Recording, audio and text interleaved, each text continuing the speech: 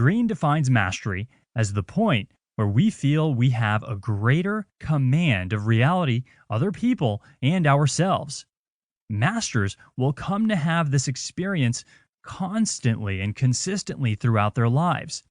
The process begins with a basic introduction to a skill or field of passionate interest. At first, the student is required to learn a great deal of information, and then to overcome feelings of boredom and impatience and even fear during the stage. Eventually, the task becomes more inherent. It becomes easier, more fluid, more easily understood. There comes a point where the basic skills are blended with the student's own style and personality. They become a practitioner of the skill. If they persist in this process of learning, doing, and adapting, they will become masters.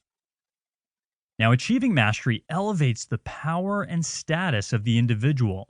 At this point, the level of understanding and intuition far surpasses the average person, and, as Greene states, brings a tremendous practical power as well.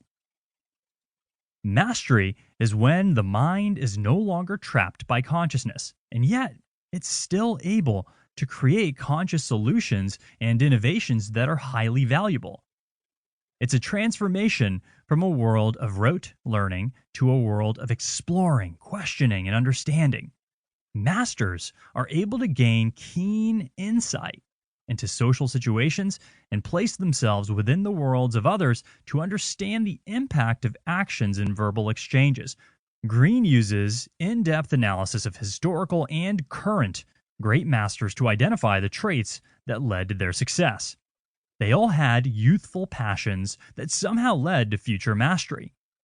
They were all immersed into an apprenticeship, whether by design or by accident, where they spent years honing their craft and challenging their minds to tasks of higher thinking.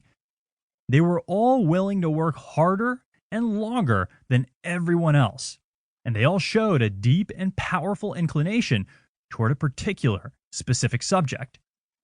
Greene exhorts every reader or listener to seek this path, to follow their inclination, to value their passion, and to be willing to put any effort required into this journey to mastery. Know that mastery is critical and it's wonderful. People will go as far as they challenge themselves and their minds.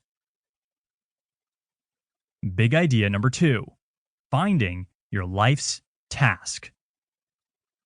Quote, "At your birth, a seed is planted. That seed is your uniqueness. It wants to grow, transform itself, and flower to its full potential. It has a natural, assertive energy to it. Your life's task is to bring that seed to flower, to express your uniqueness through your work. You have a destiny to fulfill." Unquote. The feelings within you, the passions you experience, and some of the circumstances of your life can lead you to your life's task. According to Greene, this is something you are born to do. But it's not something that's going to come easily or quickly.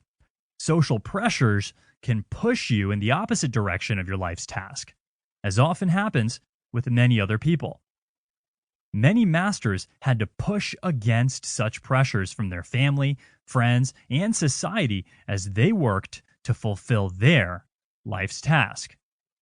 The hidden force within you is always there, and it's always ready to be engaged if you listen to it. In working towards mastery, there will come a point where you no longer need structured instruction and you'll begin to blaze your own trail. Many people lack this connection with their sense of purpose, but it can be found. Greene says to start with your beginnings. What were you fascinated by as a child? What couldn't you get enough of? What were you passionate about? What gave you a sense of wonder? Looking at these answers may lead you to the spark that becomes your life's task. Sit down and try to answer those questions in a journal. You may find that there were a few different passions that you had as a child. Follow each of them as far as you can.